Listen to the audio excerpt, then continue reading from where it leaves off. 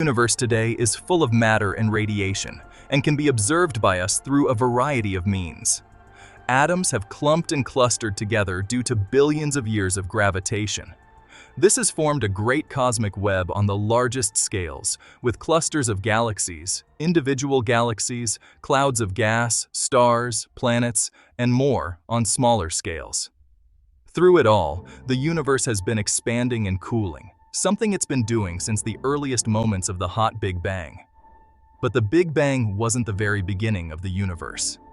Before that, there was a period known as cosmic inflation, which came earlier and set up the hot Big Bang.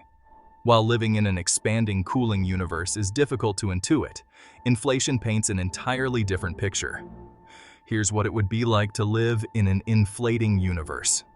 Imagine that you were a particle, located somewhere in the fabric of space-time. A short distance away, another particle also exists. Imagine that the only thing that impacts them is the expansion of the universe. How then will this particle move relative to you? If your universe were filled with radiation, it would expand like the square root of time.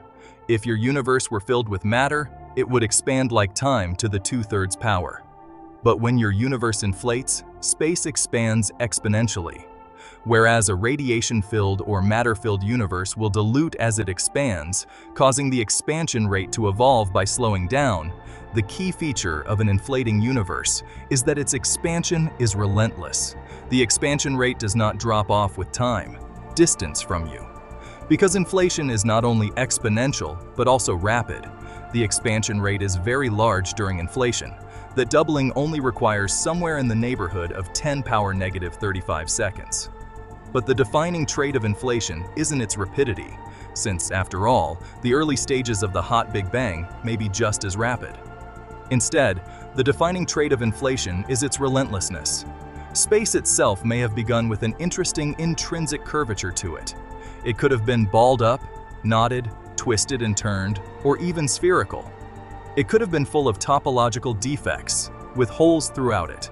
It could have been connected in multiple places in bizarre ways. It could have even contained the entirety of space within a volume as minuscule as a subatomic particle. But during inflation, this rapid and relentless expansion will increase the size of the universe many times over, by the same amount that it would push any other particle away. It will take any initial geometry and stretch it to such a large scale that any region you look at, even something as large as our entire observable universe today, would be indistinguishable from spatially flat.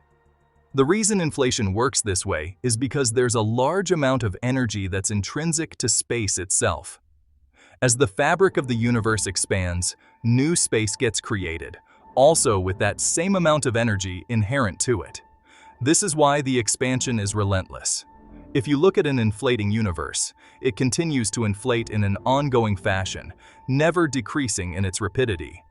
But on the very smallest scales, under these conditions, there's also something occurring that cannot be ignored.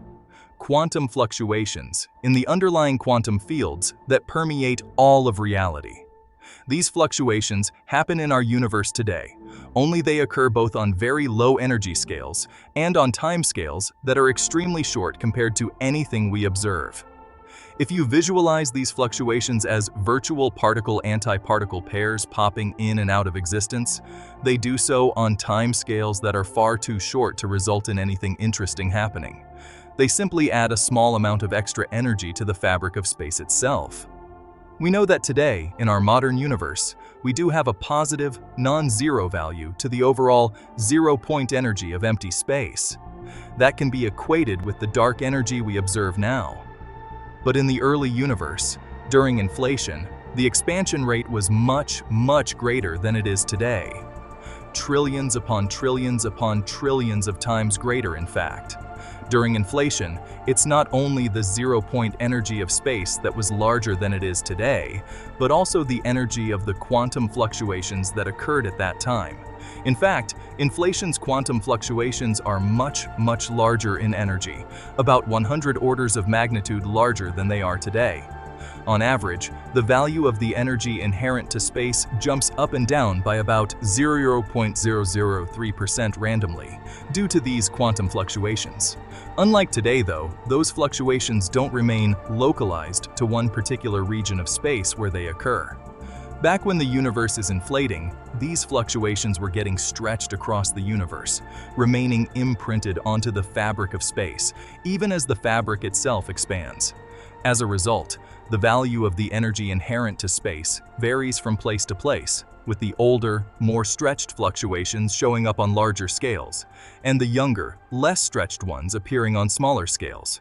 With every 10 power minus 33 to 10 power minus 32 seconds that passes during inflation, the smallest subatomic scale we can describe with our physical laws known today, the Planck scale, gets stretched to the size of our presently observable universe and beyond.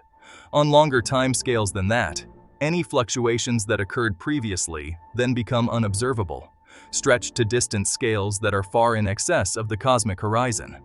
Inflation, remember, isn't just a rapid state of expansion, but also a relentless one. Whatever happened to occur just a tiny fraction of a second ago is now more than an entire visible universe away.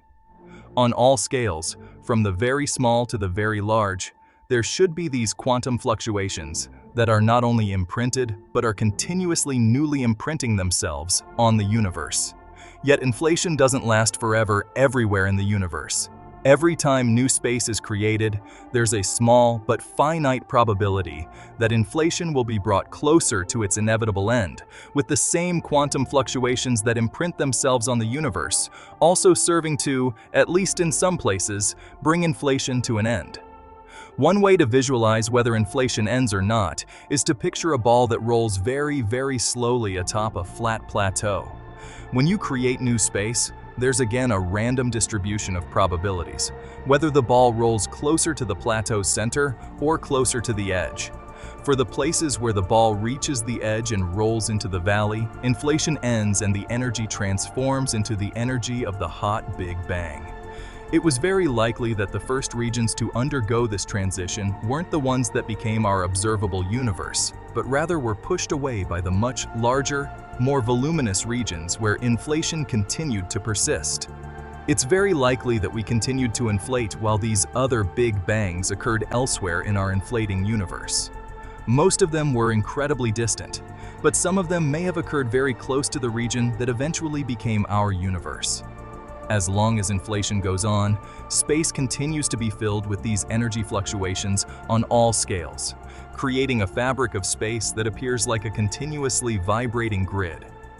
This creates a picture, if we choose to visualize it this way, where space is an eternally inflating ocean, containing small pockets within it where inflation spontaneously comes to an end, giving rise to a much more slowly expanding region where a Big Bang occurs.